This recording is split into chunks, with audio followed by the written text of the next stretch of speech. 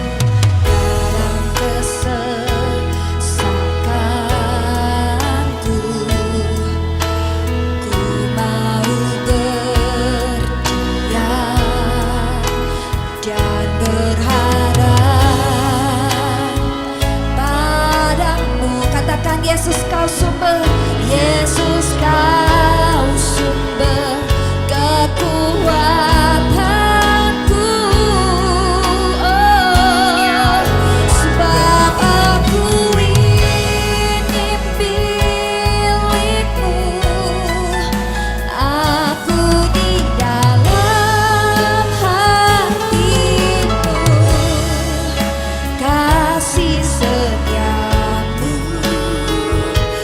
yang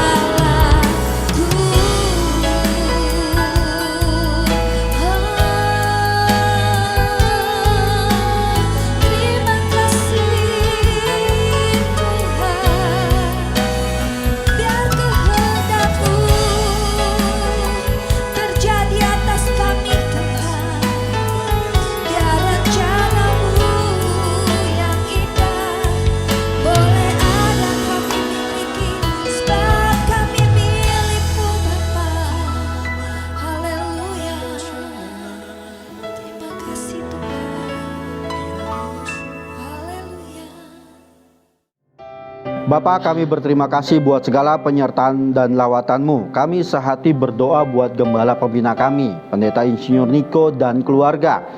Berikan kesehatan dan kekuatan-Mu serta pengurapan-Mu, dan juga wakilnya, berikan kesehatian. Kami berdoa juga untuk Ketua Rayon dan CK, kiranya kesehatan dan kekuatan dan selalu tuntunan-Mu.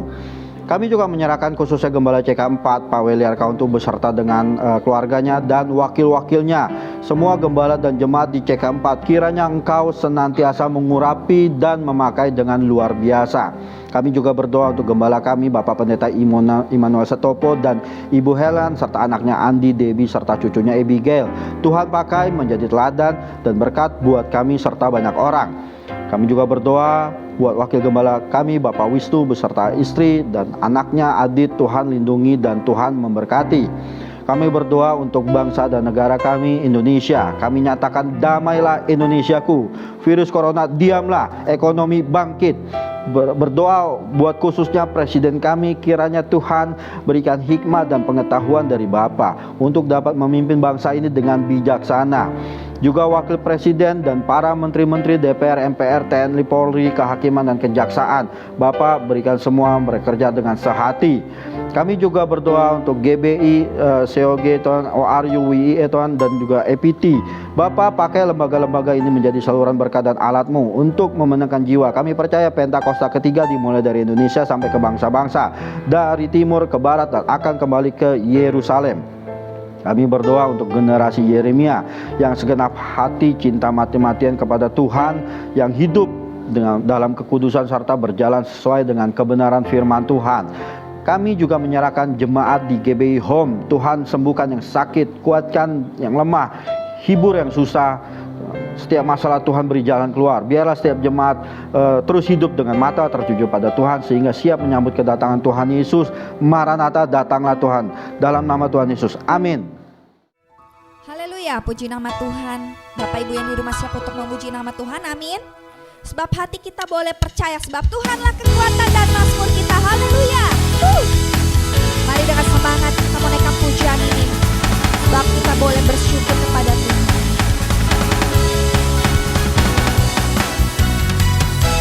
Tuhanlah kekuatan dan mazmurku, ya gunung batu dan keselamatanku. Hanya padamu hatiku percaya, Kaulah menara, Kaulah menara, dan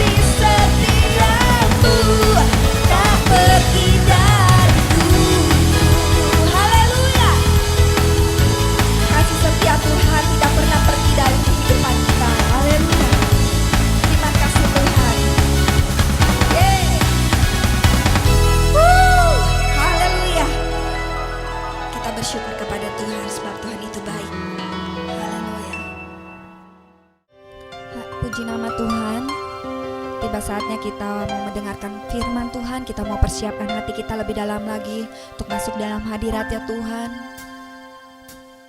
Terima kasih Tuhan Yesus, buat kasih setiamu yang tidak pernah berkesudahan ya Bapa. Persiapkan hati kami lebih dalam lagi Tuhan. Biarlah Kau menjamah setiap hati kami ya Bapa. Terima kasih Tuhan.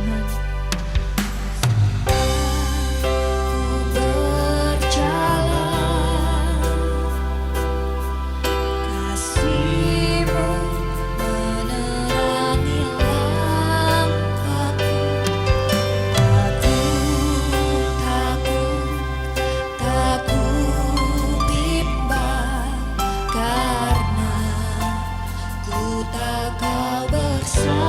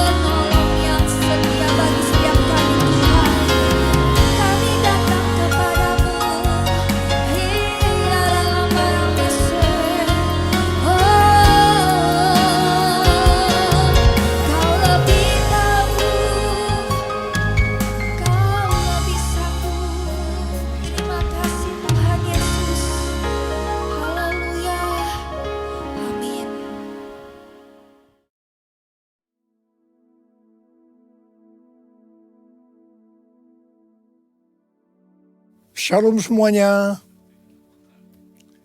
Aplikasi Alkitab YouVersion yang telah di-download lebih dari 500 juta menyatakan bahwa ayat yang paling banyak dibaca sepanjang tahun 2022 berdasarkan pemakai di seluruh dunia adalah Yesaya 41 ayat 10 yang berkata demikian. Janganlah takut, sebab aku menyertai engkau. Janganlah bimbang, sebab aku ini Allahmu. Aku akan meneguhkan, bahkan akan menolong engkau. Aku akan memegang engkau dengan tangan kananku yang membawa kemenangan. Jadi pembaca Alkitab di seluruh dunia sepanjang tahun 2022 mengharapkan dan mendoakan terjadinya kemenangan. Artinya menjadi pemenang. Haleluya. Tuhan menjawab doa dan harapan itu dengan berkata, tahun 2023 adalah tahun untuk bangkit, jadilah pemenang. The year to rise up, be victorious. Haleluya. Siapa yang dimaksudkan dengan pemenang ini? Dalam pengertian bahasa Indonesia, kata menang memiliki pengertian sebagai berikut. Yang pertama, mengalahkan musuh, lawan, saingan. Yang kedua, memperoleh hadiah atau pendapatan. Yang ketiga, tekun, rajin, tidak tergesa-gesa. Dalam Alkitab bahasa Inggris, kata menang diterjemahkan sebagai triumphant, yang memiliki pengertian sebagai berikut. Yang pertama, great victory, kemenangan besar. Yang kedua, great achievement, pencapaian atau keberhasilan besar. Yang ketiga, successful, sangat sukses. Yang keempat, rejoice, bergembira. Yang kelima, joy, sukacita. Perlu dicatat, arti menang atau kemenangan dalam Alkitab bahasa Inggris yang disebutkan dengan triumphant tadi tidak pernah berbicara mengenai keuntungan pribadi atau berkat secara pribadi. Memang iblis bekerja dengan tipu muslihat yang membuat orang-orang memusatkan hati dan pikirannya pada definisi sukses secara dunia yang berkonotasi pada materi dan fokusnya adalah keuntungan pribadi. Iblis mendorong orang-orang untuk hidup sukses dan menghalalkan segala cara yang tentunya di luar dari kebenaran firman Tuhan. Perlu dicatat, kita juga berbicara tentang berkat materi. Dan perlu digarisbawahi, ini bukan hanya untuk kepentingan pribadi kita saja, tetapi untuk digunakan bagi penginjilan, pemuritan, membantu orang-orang miskin, dan lain-lain. Jadi inilah yang dimaksudkan dengan berkat materi yang bukan untuk kepentingan pribadi saja. Tuhan menghendaki agar kita bangkit dan menjadi pemenang. Tuhan Yesus adalah sang pemenang. Kita harus menjadi serupa dengan gambarnya. Mengapa Tuhan Yesus disebut sebagai pemenang? Sesuai dengan ayat tema kita, 2 Korintus 2 ayat 14 yang berkata, tetapi syukur bagi Allah yang dalam Kristus selalu membawa kami di jalan kemenangannya. Dengan perantaraan kami, Ia menyebarkan keharuman pengenalan akan Dia di mana-mana. Dalam ayat ini jelas dituliskan bahwa Kristus adalah sang pemenang. Jalan yang dilaluinya adalah jalan kemenangan. Bagaimana Kristus dapat menjadi sang pemenang? Apakah Tuhan Yesus selama hidupnya tidak pernah mengalami kesusahan, ditolak, disalahfahami oleh banyak orang, mengalami pencobaan, atau masa-masa sengsara? Jawabnya adalah tidak. Tuhan Yesus mengalami semuanya itu. Bahkan muridnya sendiri yang bernama Yudas Iskariot berkhianat, menyerahkan dia kepada orang-orang Yahudi. Sampai akhirnya dia harus disalibkan.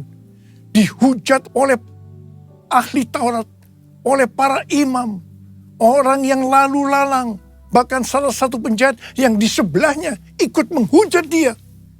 Dan akhirnya Tuhan Yesus mati.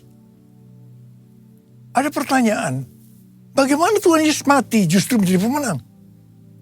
Ibrani 2 ayat 14b sampai dengan 15 berkata, supaya oleh kematiannya ia memusnahkan dia, yaitu iblis yang berkuasa atas maut, dan supaya dengan jalan demikian ia membebaskan mereka yang seumur hidupnya berada dalam perhambaan oleh karena takutnya kepada maut. Di sini dengan jelas dituliskan, justru oleh karena Tuhan Yesus mati, dia keluar sebagai pemenang. Yesus mengalahkan dan memusnahkan iblis yang berkuasa atas maut. Sehingga orang-orang yang percaya kepada Tuhan Yesus akan diselamatkan dari kematian kekal selama-lamanya di neraka. Jadi untuk menyelamatkan kita dari mati kekal selama-lamanya, Tuhan Yesus harus mati. Dan pada hari yang ketiga, dia bangkit dari kematian. Sekali lagi, karena Tuhan Yesus mati, maka dia adalah sang pemenang. Yesus mati menjadi pemenang melalui jalan salib. Karena Tuhan Yesus menjadi pemenang melalui jalan salib, maka kita sebagai murid-muridnya, yaitu orang yang hidup sama seperti Kristus telah hidup, untuk menjadi pemenang, kita juga harus melalui jalan salib atau pikul salib. Memang berita tentang pikul salib atau jalan salib ini sudah tidak populer bagi sebagian orang Kristen. Mereka mengira untuk masuk surga cukup mengalami kelahiran baru. Setelah itu hidup semau gue. Sekali lagi saya mau katakan, untuk menjadi pemenang kita harus melalui jalan salib. Dia yang harus semakin besar dan kita harus semakin kecil. Artinya kedagingan kita harus mati dan manusia roh kita harus semakin kuat. Untuk itu kita harus terus diproses, dikuduskan oleh firman Tuhan dan Roh Kudus sehingga menjadi serupa dengan gambar Yesus. Proses pengudusan atau sanctification ini pasti sangat menyakitkan bagi kedagingan kita. Itulah yang disebutkan jalan salib atau pikul salib. Dalam pelayanannya, Rasul Paulus juga mengalami jalan salib atau pikul salib untuk menjadi pemenang. Dalam 2 Korintus 12, Rasul Paulus bersaksi bagaimana ia pernah diangkat ke tingkat yang ketiga dari sorga, yaitu Firdaus, dan mendengar kata-kata yang tak terkatakan, yang tidak boleh diucapkan manusia. Rasul Paulus berkata, supaya aku jangan meninggikan diri karena perkataan-perkataan yang luar biasa itu, maka aku diberi suatu duri dalam daging, yaitu seorang utusan iblis untuk menggocoh aku, supaya aku jangan meninggikan diri. Rasul Paulus sudah berseru 3 kali kepada Tuhan, supaya utusan iblis mundur daripadanya. Tetapi Tuhan menjawab, cukuplah kasih karuniaku bagimu, karena justru dalam kelemahanlah kuasaku menjadi sempurna. Rasul Paulus berkata, sebab itu terlebih suka aku bermegah atas kelemahanku, supaya kuasa Kristus turun menanggung aku. Karena itu aku senang dan rela di dalam kelemahan, di dalam siksaan, di dalam kesukaran, dan di dalam penganiayaan dan kesesakan oleh karena Kristus. Sebab jika aku lemah, maka aku kuat. Dalam melayani pekerjaan Tuhan, saya pun mengalami seperti yang dialami oleh Rasul Paulus. Supaya saya tidak sombong, Tuhan juga berikan duri dalam daging. Sesuatu yang menyakitkan. Itulah yang disebut jalan salib atau pikul salib. Saya rela dan saya mengerti. Untuk menjadi pemenang harus mengalami ini. Lukas 14 ayat 27 berkata, barang siapa tidak memikul salibnya dan mengikut aku, ia tidak dapat menjadi muridku. Yesus, domba Allah, mulia namamu. Yesus, domba Allah, mulia namamu. Mulia namamu.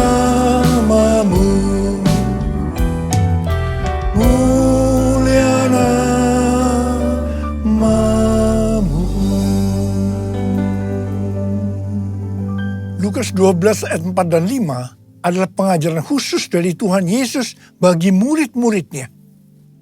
Tuhan Yesus berkata, "Aku berkata kepadamu, hai sahabat-sahabatku, janganlah kamu takut terhadap mereka yang dapat membunuh tubuh dan kemudian tidak dapat berbuat apa-apa lagi.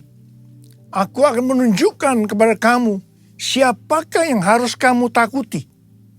Takutilah dia yang setelah membunuh mempunyai kuasa untuk melemparkan orang ke dalam neraka. Sesungguhnya aku berkata kepadamu, takutilah dia."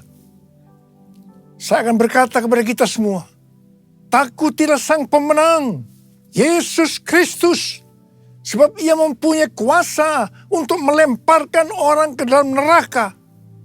Kita harus bangkit menjadi pemenang. Pemenang adalah orang-orang yang takut akan Tuhan. Amsal 8:13 berkata, takut akan Tuhan ialah membenci kejahatan. Aku benci keberkesombongan, kecongkakan, tingkah laku yang jahat, dan mulut penuh tipu muslihat. Kita akan melihat berkat-berkat yang Tuhan sediakan bagi orang yang takut akan Tuhan. Mazmur 34 ayat 10 berkata, takutlah akan Tuhan, hai orang-orang yang kudus, sebab tidak berkekurangan orang yang takut akan Dia. Memasuki tahun 2023 yang berat ini, kita percaya kita tidak akan kekurangan suatu apapun karena kita takut akan Dia. Haleluya. Mazmur 25 ayat 12 sampai dengan 14 berkata, siapakah orang yang takut akan Tuhan? Kepadanya Tuhan menunjukkan jalan yang harus dipilihnya. Orang itu sendiri akan menetap dalam kebahagiaan, dan anak cucunya akan mewarisi bumi. Tuhan bergaul karib dengan orang yang takut akan Dia, dan perjanjiannya diberitahukannya kepada mereka. Haleluya. Sekali lagi, saya mau katakan kepada kita semua, bahwa kita harus takut akan Tuhan. Yang mau takut akan Tuhan katakan amin. Pesan Tuhan buat kita semua, bahwa kita harus bangkit, jadilah pemenang dalam hal unity. Dalam Yohanes 17 yang merupakan doa Yesus untuk murid-muridnya, Tuhan Yesus berdoa kepada Bapa, Bapa, aku telah memberikan kemuliaan yang kau berikan kepadaku, kepada mereka, yaitu kita-kita ini, supaya mereka, yaitu kita-kita ini, menjadi satu. Kalau mereka atau kita-kita ini sudah sempurna menjadi satu, dunia akan melihat, dunia akan tahu, dan dunia akan percaya bahwa Engkaulah yang telah mengutus aku, dan bahwa Engkau mengasihi mereka, yaitu kita-kita ini, sama seperti Engkau mengasihi aku. Ini berarti kalau kita menjadi satu, kalau kita unity, maka akan terjadi penuaian jiwa besar-besaran. Saya ingat awal tahun 2000, saya pernah ditegur Tuhan dengan kata-kata yang keras. Niko, kamu sombong, kamu arogan. Tuhan melihat karena pelayanan yang sukses membuat saya menjadi sombong, arogan, sehingga membuat banyak hamba-hamba Tuhan hatinya terluka karena banyak jemaat-jemaatnya yang pindah ke gereja kita. Saya tidak merasa kalau saya begitu arogan, sombong, sampai Tuhan menegur saya dengan keras. Saya menangis, saya bertobat, dan saya bertanya kepada Tuhan, apa yang harus saya lakukan Tuhan? Tuhan berkata, ada dua hal yang kamu harus lakukan. Yang pertama, saya harus menurunkan nama gereja Betani yang saya banggakan. Yang kedua, saya harus minta maaf kepada gereja-gereja dan hamba-hamba Tuhan. Saya melakukan perintah Tuhan itu dengan sungguh-sungguh. Apa yang terjadi setelah itu? Tiba-tiba roh rekonsiliasi turun antara gereja kita dengan gereja-gereja lainnya. Dan juga di antara gereja-gereja lain tadi. di tengah-tengah rekonsiliasi itu, tiba-tiba roh doa turun di Indonesia. Saya ingat tahun 2003 ada NPC, National Prayer Conference di Gelora Bung Karno, Jakarta. Setelah itu diikuti terbentuknya menara-menara doa dan rumah-rumah doa di Indonesia. Revival terjadi, Indonesia mengalami transformasi. Haleluya! Unity merupakan faktor utama untuk terjadinya penuaian jiwa besar-besaran. Kita sekarang berada dalam era Pentakosta ketiga yang akan mengakibatkan penuaian jiwa yang terbesar dan yang terakhir. Hari-hari ini kita harus banyak berdoa, memuji dan menyembah Tuhan dalam unity siang dan malam. Pada waktu zaman Elia, terjadi peristiwa pertobatan bangsa Israel. Orang-orang Israel ini bertobat karena melihat api Tuhan turun. Api Tuhan turun karena doa Elia. Pada waktu zaman Raja Ahab dengan istrinya yang bernama Isabel, bangsa Israel melakukan dosa yang besar terhadap Tuhan karena mereka menyembah Baal. Elia diutus Tuhan untuk membuat bangsa Israel bertobat kembali.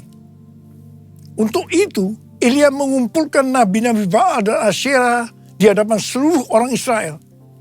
Elia menantang nabi-nabi Baal sebagai berikut. Nabi Baal dan Elia masing-masing akan diberi seekor lembu. Lembu itu akan disembelih dan dipotong-potong dan ditaruh di atas kayu bakar. Tetapi mereka tidak boleh menaruh api. Setelah itu, nabi-nabi Baal disuruh memanggil Allahnya untuk minta api, untuk membakar persembahannya. Dan Elia akan memanggil nama Tuhan. Maka Allah yang menjawab dengan api, Dialah Allah. Seluruh rakyat berseru, baiklah demikian, setuju. Waktu bagian nabi-nabi Baal memanggil Allah mereka untuk minta api, ternyata sampai sore hari api tidak turun. Waktu bagian Elia, apa yang dilakukan oleh Elia? Yang pertama, Elia membuat mezbah dengan menyusun 12 batu yang melambangkan 12 suku Israel. Ini berbicara tentang unity. Yang kedua, Elia menaruh kayu api dan potongan-potongan lembu di atasnya. Dan yang ketiga, Elia menyuruh menyiramkan ke atas kurban bakaran dan kayu api itu dengan 12 buyung air. Dan yang keempat, setelah itu Elia berdoa demikian. Ya Tuhan, Allah Abraham, Ishak dan Israel, pada hari ini biarlah diketahui orang bahwa Engkaulah Allah di tengah-tengah Israel, dan bahwa aku ini hamba-Mu, dan bahwa atas firman-Mu lah aku melakukan segala perkara ini. Jawablah aku ya Tuhan, jawablah aku, supaya bangsa ini mengetahui bahwa Engkaulah Allah ya Tuhan, dan Engkaulah yang membuat hati mereka tobat kembali. Apa yang terjadi setelah Elia berdoa? Lalu turunlah api Tuhan, menyambar habis kurban bakaran, kayu api, batu dan tanah itu.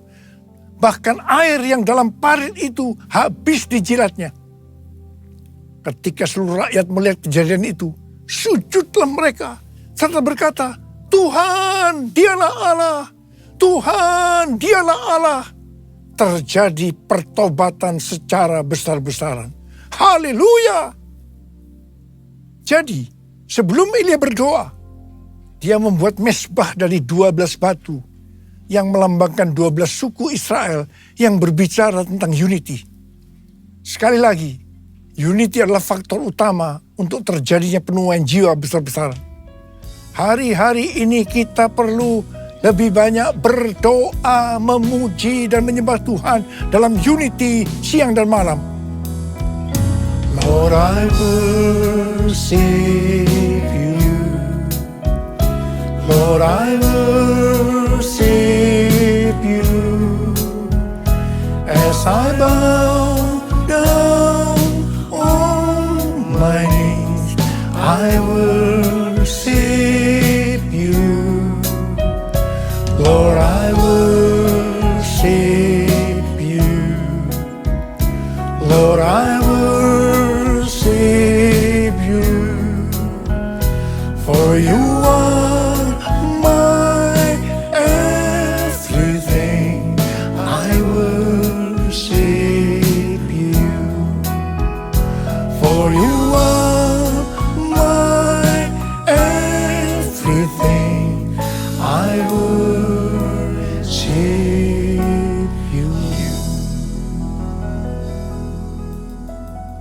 Hari-hari ini sedang terjadi kebangunan rohani di antara anak-anak muda di Asbury University, Wilmore, Kentucky. Dan itu sudah menyebar kemana-mana, termasuk Lee University, Church of God, dan juga terjadi di ORU, Oral Roberts University. Kebangunan rohani ini dimulai ketika mereka berdoa, memuji, dan menyembah Tuhan dalam unity, dan kemudian api Tuhan yang kita kenal dengan api Pentakosta ketiga turun. Dan mereka hari-hari ini berdoa, memuji dan menyembah Tuhan dalam unity siang dan malam. Ini yang kita sebut dengan restorasi Pondok Daud. Terjadi pertobatan, terjadi kesembuhan, revival sedang terjadi. Api Pentakosta ketiga sedang dicurahkan di Amerika. Hari-hari ini kita harus banyak berada di menara doa untuk berdoa, memuji dan menyembah Tuhan bersama-sama dalam unity siang dan malam. Anak-anak muda, Opa minta kamu semua masuk menara doa. Seperti nubuatan dari Cindy Jacob tahun 2018 di SICC. Ketika api Pentakosta ketiga turun, bahwa gerakan ini akan terjadi dari timur ke barat dan kembali ke Yerusalem. Barat yang dimaksudkan itu adalah Amerika Serikat. Sehingga saya mempersiapkan di Amerika kegerakan melalui Church of God, melalui Oral Roberts University, dan saat ini sedang membangun The Third Pentecost Azusa Street Prayer Tower. Karena Tuhan berbicara bahwa melalui Amerika kegerakan ini akan menyebar ke seluruh dunia. Dan sekarang nubuatan itu sedang terjadi. Api Pentakosta ketiga sedang turun di Amerika Serikat. Dan itu akan menyebar ke seluruh dunia. Ini akan mengakibatkan penuaian jiwa yang terbesar dan yang terakhir sebelum Tuhan Yesus datang untuk kali yang kedua. Hal ini akan mengakibatkan bangkitnya generasi Yeremia, yaitu anak-anak muda yang dipenuhi Roh Kudus, cinta mati-matian kepada Tuhan Yesus, tidak kompromi terhadap dosa, dan akan memenangkan banyak jiwa. Ini akan mengakibatkan penyelesaian amanat agung. Dan setelah itu Tuhan Yesus datang kembali. Haleluya! Saya mau berdoa buat saudara. Mari angkat tangan kita. Kita katakan bersama-sama. Jadikan aku Tuhan rumah doamu, agar semua suku bangsa datang menyembahmu. Jadikan aku Tuhan rumah doamu, agar semua suku bangsa datang menyembahmu. Agar semua suku bangsa, agar semua suku bangsa datang menyembahmu. Mari kita berbahasa roh sama-sama. Kita berbahasa roh. Kita berbahasa roh. Korea laba sangkara bala bala bala bala bala bala bala bala. Korea lala bala bala bala bala bala bala bala bala bala bala. Ya Tuhan, ya Tuhan, ya Tuhan. Ya Aba, ya Aba, ya Aba, ya Aba. Apa Bapa, kami berdoa bersama-sama hari ini Tuhan. Jadikan kami sebagai rumah doamu. Kami akan masuk dalam menara-menara doa. Untuk berdoa, memuji dan menyembah Tuhan bersama-sama dalam unity siang dan malam. Hamba-Mu percaya hari-hari ini api Pentakosta ketiga sedang turun. Sedang turun. Ya Tuhan, di Amerika dan menyebar ke seluruh dunia. Termasuk di Indonesia hari-hari turun. Turun. Oh, kami akan menyelesaikan amanat agung Tuhan Yesus. Oh Tuhan, terima kasih, terima kasih, terima kasih, terima kasih. Oh terima kasih ya Abah. Jadikan kami sebagai rumah doamu. Jadikan aku Tuhan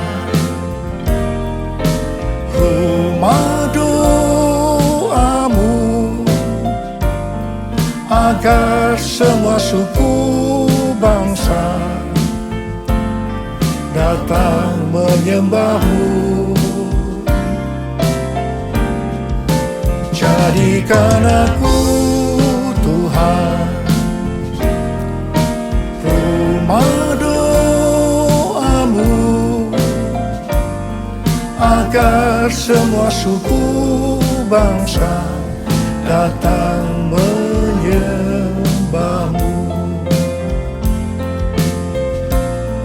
Agar semua suku bangsa datang menyembah-Mu.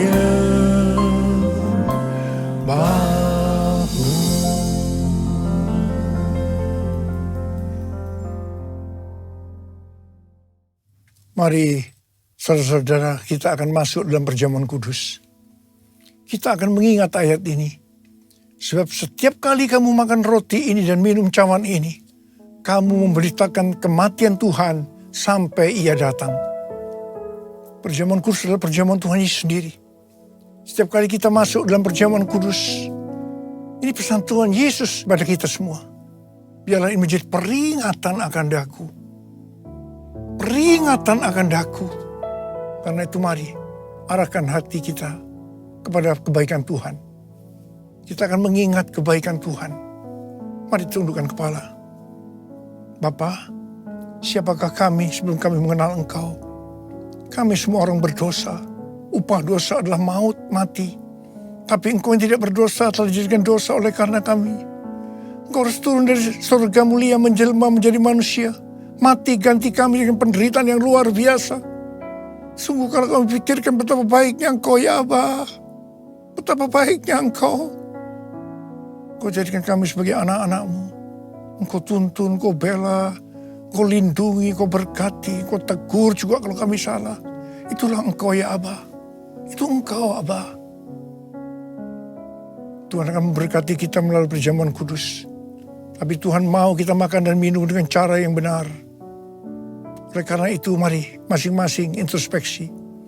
Lihat keadaan diri masing-masing. Jangan menyimpan dosa. Kita harus tulus dan jujur di hadapan Tuhan. Buka. Minta ampun kalau Tuhan ingatkan. Ampuni kami. Ampuni Tuhan. Ampuni kami. Ampuni. Ampuni. Ampuni ya Tuhan. Ampuni. Ampuni.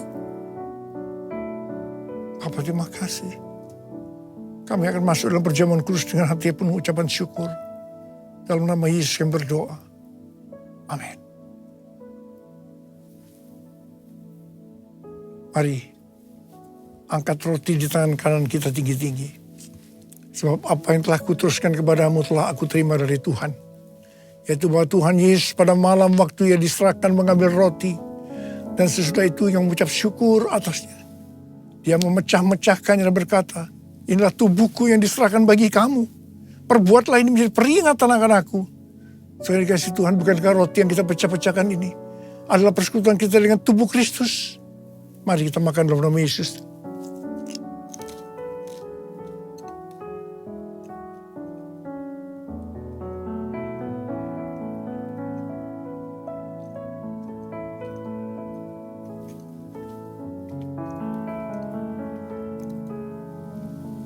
Angkat cawan di tangan kita tinggi-tinggi. Mungkin juga yang mengambil cawan sudah makan lalu berkata, cawan ini adalah perjanjian baru yang dimeteraikan oleh darahku. Perbuatlah ini setiap kali kamu meminumnya menjadi peringatan akan aku. Sudah dikasih Tuhan, bukankah cawan pengucapan syukur yang atasnya kita ucapkan syukur adalah persekutuan kita dengan darah Yesus. Mari kita minum dalam nama Yesus.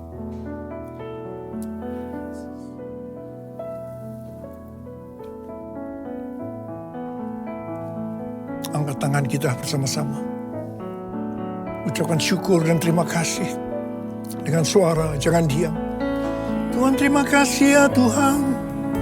Terima kasih ya Tuhan, terima kasih. Oh terima kasih ya Abba. Terima kasih ya Tuhan. Oh rabababababa. Hamba berdoa buat yang sakit ya Tuhan. Yang sakit boleh angkat tangan. Terimalah berkat. kesembuhan. Terimalah kesembuhan. Terima kesembuhan. Terima. Sembuh dalam nama Yesus. Sembuh dalam nama Yesus. Sembuh dalam nama Yesus. Urapan-Mu turun ke atas kami ya Tuhan. Urapi kami. Urapi kami ya Aba. Urapi kami. Urapan Tuhan turun. Terima. Kami terima Tuhan. Kami terima pengurapan. Kami terima. Makasih ya Pak. Terima kasih. Dalam nama Yesus. Amin. Sekarang mari angkat tangan saudara. Terimalah berkat Tuhan. Kasih karunia berlimpah-limpah daripada Allah Bapa dalam Anak yang tunggal Yesus Kristus. Persekutuan yang manis dengan Roh Kudus menyertai saudara sekalian mulai hari ini. Sampai Tuhan Yesus datang menjemput kita di awan-awan. Dan bahkan sampai selama-lamanya. Yang percaya bersama-sama katakan, amin. Tuhan Yesus berkati berlimpah-limpah. Mari bersama-sama perkatakan iman dalam Mazmur 91. Dalam lindungan Allah. Orang yang duduk dalam lindungan yang maha tinggi dan bermalam dalam naungan yang maha kuasa akan berkata kepada Tuhan, tempat pelindunganku dan kubu pertahananku, Allahku yang kupercayai. Sungguh Tuhanlah yang akan melepaskan aku dari jerat penangkap burung, dari penyakit sampar yang busuk. Dengan kepaknya Tuhan akan melindungi aku, di bawah sayapnya aku akan berlindung. Kesetiaannya ialah perisai dan pagar tembok. Aku tak usah takut terhadap kedahsyatan malam, terhadap panah yang terbang di waktu siang, terhadap penyakit sampar yang berjalan di dalam gelap, terhadap penyakit menular yang mengamuk di waktu petang. Walau 1.000 orang rebah di sisiku dan 10.000 di sebelah kananku, tetapi itu tidak akan menimpa aku. Aku hanya menontonnya dengan mataku sendiri dan melihat pembalasan terhadap orang-orang fasik. Sebab Tuhan ialah tempat perlindunganku, yang maha tinggi telah kubuat tempat perteduhanku. Malapetaka tidak akan menimpa aku, dan tulah tidak akan mendekat kepada kemahku. Sebab malaikat-malaikatnya akan diperintahkannya kepadaku untuk menjaga aku di segala jalanku. Mereka akan menatang aku di atas tangannya, supaya kakiku jangan terantuk kepada batu. Singa dan ular tedung akan kulangkahi. Aku akan menginjak anak singa dan ular naga. Sungguh hatiku melekat kepada Tuhan, maka Tuhan akan meluputkan aku. Tuhan akan membentengi aku, sebab aku mengenal namanya. Bila aku berseru kepada Tuhan, Tuhan akan menjawab aku. Tuhan akan menyertai aku dalam kesesakan. Tuhan akan meluputkan aku dan memuliakan aku. Dengan panjang umur akan Tuhan kenyangkan aku, dan akan Tuhan perlihatkan kepadaku keselamatan daripadanya. Amin. Mari saya undang jemaat yang dikasihi Tuhan untuk kita bersama-sama memperkatakan apa yang dimaksud dengan Pentakosta ketiga. Pentakosta ketiga adalah pencurahan Roh Kudus yang dahsyat di zaman ini melebihi yang terjadi di Azusa Street.